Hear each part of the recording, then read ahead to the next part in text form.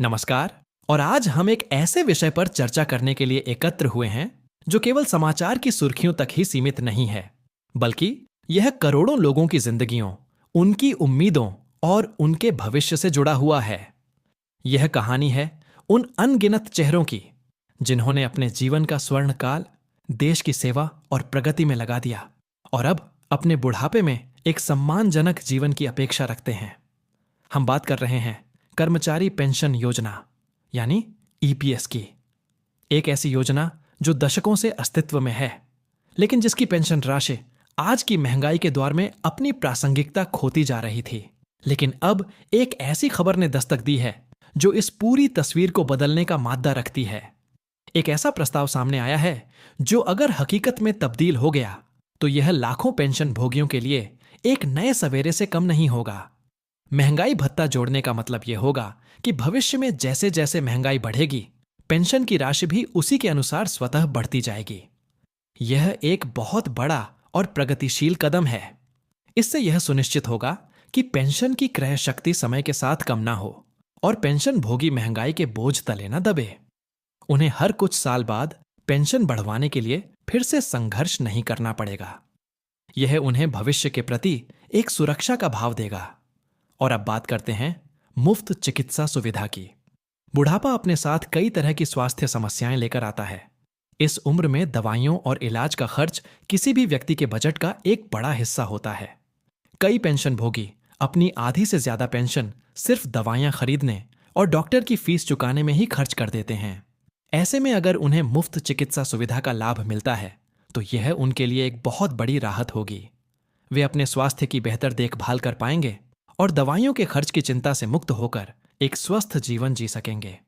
यह प्रस्ताव पेंशन को सिर्फ एक आर्थिक सहायता से ऊपर उठाकर एक संपूर्ण सामाजिक सुरक्षा कवच बनाने की दिशा में एक महत्वपूर्ण कदम है। अब यह सवाल उठना लाजमी है कि इस ऐतिहासिक प्रस्ताव का लाभ किसे और कैसे मिलेगा। यह जानना हर उस व्यक्ति के लिए आवश्यक है जो इस योजना से जुड़ा हुआ है या जिसके परिवार में कोई पेंशन भोगी है। इस योजना का दायरा बहुत व्यापक है। हर वह कर्मचारी जो संगठित क्षेत्र में काम करता है और कर्मचारी भविष्य निधि यानी ईपीएफ का सदस्य है, वह स्वतः ही ईपीएस का भी हिस्सा बन जाता है। नियम के अनुसार यदि किसी कर्मचारी ने अलग अलग संस्थानों में मिलाकर भी कम से कम 10 साल की सेवा पूरी की है और उसके पेंशन खाते में योगदान हुआ है, तो वह सेवानिवृत्ति के बाद पेंशन पाने का हकदार हो जाता है। इस प्रस्ताव के लागू होने पर सबसे ज्यादा फायदा उन लाखों पेंशन भोगियों को होगा जिन्हें वर्तमान में 1298 पेंशनील या आर्य 2000 जैसी बहुत कम पेंशन मिल रही है। उनकी पेंशन एक झटके में बढ़कर आर्य सीनियर हो जाएगी। यह उनके जीवन स्तर में एक अभूतपूर्व सुधार लाएगा। वे लोग जो कल तक हर छोटे खर्च के लिए दूसरों पर आश्रित थे, वे अब अपनी जरूरतों को खुद पूरा करने में सक्षम होंगे। इस योजना का एक और मानवीय पहलू है जो विधवा पेंशन और आश्रितों को मिलने वाले लाभ से जुड़ा है। यदि किसी ईपीएस सदस्य का सेवा काल के दौरान या सेवानिवृत्ति के बाद निधन हो जाता है तो उसके परिवार को आर्थिक सहारा देने का प्रावधान इस योजना में है। उनकी पत्नी या पति को आजीवन पेंशन मिलती है। साथ ही उनके बच्चों को भी एक निश्चित आयु तक पेंशन का लाभ मिलता है। इस नए प्रस्ताव के लागू होने से ऐसे परिवारों को भी बहुत बड़ी राहत मिलेगी। जो विधवाएं आज मामूली पेंशन पर अपने परिवार का पालन पोषण करने के लिए संघर्ष कर रही हैं, उनकी पेंशन में भी वृद्धि होगी और वे अपने बच्चों को एक बेहतर भविष्य दे पाएंगी। यह कदम उन असहाय परिवारों के लिए एक मजबूत सामाजिक सुरक्षा की गारंटी बनेगा। आइए इस बदलाव के प्रभाव को एक उदाहरण के माध्यम से और गहराई से समझते हैं। कल्पना कीजिए एक 70 वर्षीय सेवानिवृत्त कर्मचारी जिनका नाम राम भरोसे है। वे एक छोटी सी फैक्ट्री से रिटायर हुए हैं और उन्हें वर्तमान में RS-1200 की मासिक पेंशन मिलती है। उन्हें मधुमेह और उच्च रक्तचाप की समस्या है और देश में जानसंधप, जिसकी दवाइयों पर ही हर महीने लगभग 68,000 खर्च हो जाते हैं। बची हुई RS-500 की राशि में उन्हें घर का किराया, बिजली का बिल, राशन और अन्य जरूरी खर्चे पूरे करने पड़ते हैं, जो कि असंभव है। अपनी जरूरतों को पूरा करने के लिए उन्हें अपने दिहाड़ी मजदूर बेटे पर निर्भर रहना पड़ता है, जिसकी अपनी आर्थिक स्थिति भी बहुत अच्छी नहीं है। इस स्थिति में राम भरोसे जी अक्सर खुद को एक बोझ महसूस करते हैं और उनका आत्मसम्मान आहत होता है। अब सोचिए, अगर यह नया प्रस्ताव लागू हो जाता है तो राम भरोसे जी की पेंशन सीधे 100 हो जाएगी। इसके अलावा महंगाई भत्ते के कारण यह राशि भविष्य में और बढ़ेगी और मुफ्त चिकित्सा सुविधा मिलने पर उनकी दवाइयों का खर्च भी शून्य हो जाएगा। अब उनके हाथ में अपनी जरूरतों को पूरा करने के लिए पूरी की पूरी राशि होगी।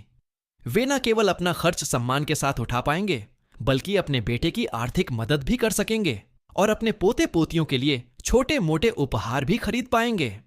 यह बदलाव सिर्फ आर्थिक नहीं होगा, यह उनके जीवन में एक मनोवैज्ञानिक क्रांति लाएगा। उनका खोया हुआ आत्मविश्वास लौटेगा। वे परिवार में खुद को एक सम्मानित सदस्य महसूस करेंगे और अपनी जिंदगी के बाकी साल गरिमा और शांति के साथ बिता पाएंगे। यही इस प्रस्ताव की असली ताकत है। यह आंकड़ों से परे जाकर इंसानी जिंदगियों को छूता है और उनमें सकारात्मक बदलाव लाता है। इस प्रस्ताव का सामाजिक प्रभाव भी बहुत गहरा और दूरगामी होगा। भारत जैसे देश में जहां पारंपरिक रूप से बुजुर्ग अपने बच्चों के साथ रहते हैं, यह कदम उन्हें आर्थिक रूप से अधिक स्वतंत्र बनाएगा। इससे पारिवारिक संबंधों में भी एक सकारात्मक बदलाव देखने को मिल सकता है। जब बुजुर्ग आर्थिक रूप से आत्मनिर्भर होते हैं तो वे परिवार के निर्णयों में अधिक सक्रिय भूमिका निभा पाते हैं और उनका सम्मान भी बढ़ता है। यह उन्हें पीढ़ी के अंतर से उत्पन्न होने वाले तनाव से भी बचाएगा। इसके अलावा जब देश के करोड़ों वरिष्ठ नागरिकों की क्रय शक्ति बढ़ेगी तो इसका सकारात्मक प्रभाव अर्थव्यवस्था पर भी पड़ेगा।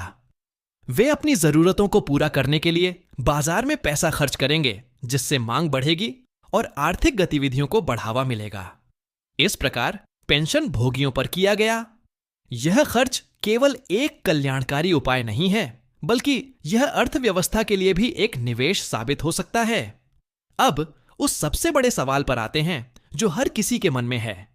क्या यह प्रस्ताव वास्तव में लागू होगा?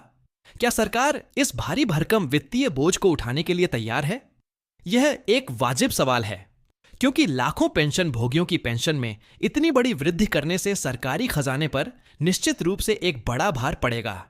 अनुमानों के अनुसार इस योजना को लागू करने के लिए हजारों करोड़ रुपए के अतिरिक्त बजट की आवश्यकता होगी। लेकिन हमें इस मुद्दे को सिर्फ खर्च के नजरिए से नहीं देखना चाहिए। हमें इसे एक सामाजिक निवेश के रूप में देखना होगा। यह उन वरिष्ठ नागरिकों के प्रति हमारी जिम्मेदारी है जिन्होंने अपनी पूरी जिंदगी इस देश के निर्माण में योगदान दिया है। जब देश बड़े बड़े औद्योगिक प्रोजेक्ट्स और ढांचागत परियोजनाओं पर लाखों करोड़ रुपए खर्च कर सकता है, तो क्या वह अपने उन बुजुर्गों के सम्मानजनक जीवन के लिए कुछ हजार करोड़ रुपए खर्च नहीं कर सकता जिन्होंने इन परियोजनाओं की नींव रखी थी? यह एक नैतिक सवाल भी है। किसी भी सभ्य समाज की पहचान इस बात से होती है कि वह अपने बच्चों और बुजुर्गों की देखभाल कैसे करता है। सरकार के सूत्रों का कहना है कि इस प्रस्ताव के वित्तीय पहलुओं का गहन मूल्यांकन किया जा रहा है। विभिन्न मॉडलों पर माली तथा बच्चे सभ्य समाज के विचार किया जा रहा है, ताकि इस योजना को एक स्थायी और टिकाऊ तरीके से लागू किया जा सके।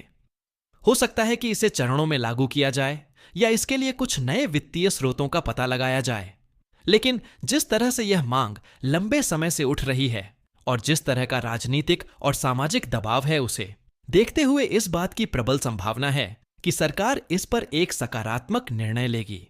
मीडिया में चल रही बहसों और विशेषज्ञों की राय पर नजर डालें तो ज्यादातर लोग इस कदम का समर्थन कर रहे हैं। उनका मानना है कि यह एक लंबे समय से लंबित सुधार है जो देश के सामाजिक सुरक्षा ढांचे को मजबूत करेगा। यह कदम न केवल वर्तमान पेंशन भोगियों को लाभान्वित करेगा, बल्कि भविष्य में सेवानिवृत्त होने वाले करोड़ों कर्मचारियों के मन में भी एक सुरक्षा का भाव पैदा करेगा। तो अब आगे का रास्ता क्या है? अभी यह प्रस्ताव विचार विमर्श के चरण में है। इसे अंतिम मंजूरी के लिए कैबिनेट के सामने पेश किया जाएगा और फिर इसे संसद की स्वीकृति की आवश्यकता होगी। इस प्रक्रिया में कुछ समय लग सकता है, लेकिन महत्वपूर्ण बात यह है कि एक मजबूत और सकारात्मक शुरुआत हो चुकी है। पेंशन भोगी संगठनों को इस समय और भी अधिक संगठित और सक्रिय रहने की आवश्यकता है, ताकि वे सरकार पर इस प्रस्ताव को जल्द से जल्द लागू करने के लिए दबाव बनाए रख सकें।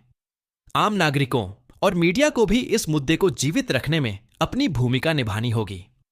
अंत में मैं यही कहना चाहूंगा कि न्यूनतम पेंशन को RS 350 करने का यह प्रस्ताव सिर्फ एक वित्तीय समायोजन नहीं है। यह न्याय, सम्मान और सामाजिक सुरक्षा की दिशा में एक ऐतिहासिक छलांग है। यह उन अनगिनत आंखों में उम्मीद की चमक लौटाने का एक प्रयास है जो महंगाई और बेबसी के अंधेरे में कहीं खो गई थी। यह उन झुर्रियों वाले चेहरों पर मुस्कान लाने का एक मौका है जिन्होंने अपना सब कुछ हमारे आज के लिए कुर्बान कर दिया है। यदि आप या आपके परिवार में कोई इस योजना से जुड़ा है तो यह खबर आपके लिए एक नई सुबह का संदेश है। हम सभी को यह आशा करनी चाहिए कि सरकार इस प्रस्ताव की संवेदनशीलता और महत्व को समझेगी और इसे बिना किसी देरी के लागू करेगी, ताकि हमारे देश के करोड़ों वरिष्ठ नागरिक अपने जीवन का अंतिम अध्याय शांति, सम्मान और आत्मनिर्भरता के साथ लिख सकें। क्योंकि एक राष्ट्र जो अपने बुजुर्गों का सम्मान करता है वही सही मायनों में प्रगति करता है। आज की इस विशेष चर्चा में इतना ही।